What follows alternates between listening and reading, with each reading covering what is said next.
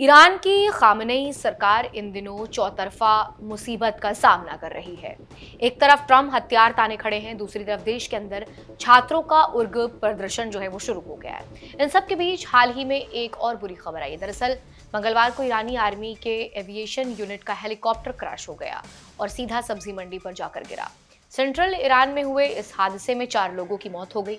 हादसे में प्लेन में मौजूद पायलट को और को पायलट की जो है वो मौत हो गई, लेकिन इसके साथ ही 2 सब्जी विक्रेताओं के मारे जाने की पुष्टि हुई है। तस्नीम मीडिया एजेंसी के मुताबिक ईरानी सेना की एविएशन यूनिट का एक हेलीकॉप्टर मंगलवार देर सुबह इस्फहान प्रांत के खुमैनी शहर काउंटी स्थित फल सब्जी मार्केट में दुर्घटनाग्रस्त हो गया। इस्फहान प्रांत के संकट प्रबंधन महानिदेशक ने IRNA को बताया है कि बचाव दल, दमकल कर्मी और आपातकालीन चिकित्सा सेवाएं फौरन जो है घटनास्थल पर भेजी गई हैं।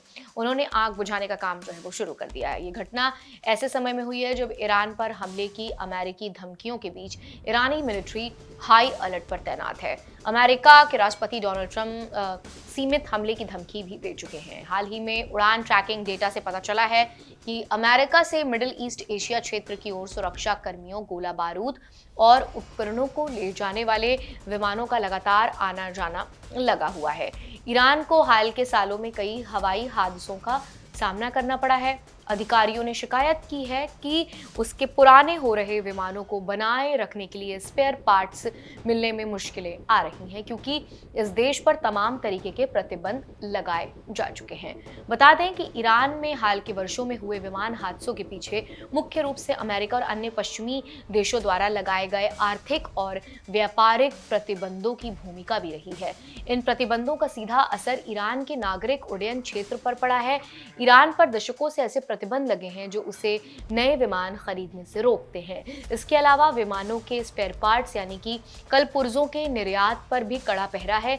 चूंकि दुनिया के ज्यादातर विमानों में अमेरिकी तकनीक या पुर्जे इस्तेमाल होते हैं, इसलिए कंपनियां कानूनी डर से ईरान को सामान नहीं बेच पाती।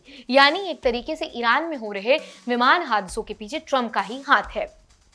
IRNA न्यूज एजेंसी के अनुसार ईरान के सरकारी ब्रॉडकास्टर ने बताया है कि गुरुवार को पश्चिमी हमेदान प्रांत में देर रात ट्रेनिंग एक्सरसाइज के दौरान एक ईरानी फाइटर जेट क्रैश हो गया था, जिसमें सवार 2 पायलटों में से एक की मौत हो गई थी, जबकि दूसरा खुद को बचाने में कामयाब रहा था। अब हम आपको बता दें कि इब्राहिम रईसी की भी हेलीकॉप्टर क्रैश में जो है वो मौत हो गई थी। शुरू में ये अंदाजा लगाया गया था कि इसके पीछे शायद अमेरिकी हाथ हो सकता है या इजराइल का हाथ हो सकता है, लेकिन इजराइल ने साफ तौर पर कहा था कि इब्राहिम रईसी की मौत में इजराइल का हाथ बिल्कुल नहीं है, और अमेरिका ने भी साफ तौर पर इससे पल्ला झाड़ा था। लेकिन बीते कुछ सालों में जिस तरीके से ईरान में जो है हेलीकॉप्टर क्रैशेस हो रहे हैं, हेलीपैड क्रैशेस हो रहे हैं, ये एक सवालिया निशान जरूर खड़े करते हैं, क्योंकि इतने प्रतिबंधों के बावजूद जो है ईरान लगातार कोशिश कर रहा है कि वो ईरान को संतुलित रखे, मगर संतुलित रखने की कोई गुंजाइश नजर नहीं आ रही। अभी बीते महीने की बात है जब ईरान में एक बिल्डिंग में विस्फोट हुआ था, जिसके बाद भी अफरा तफरी मच गई थी और लोगों को ये शक था कि इसके पीछे अमेरिका का हाथ है। लेकिन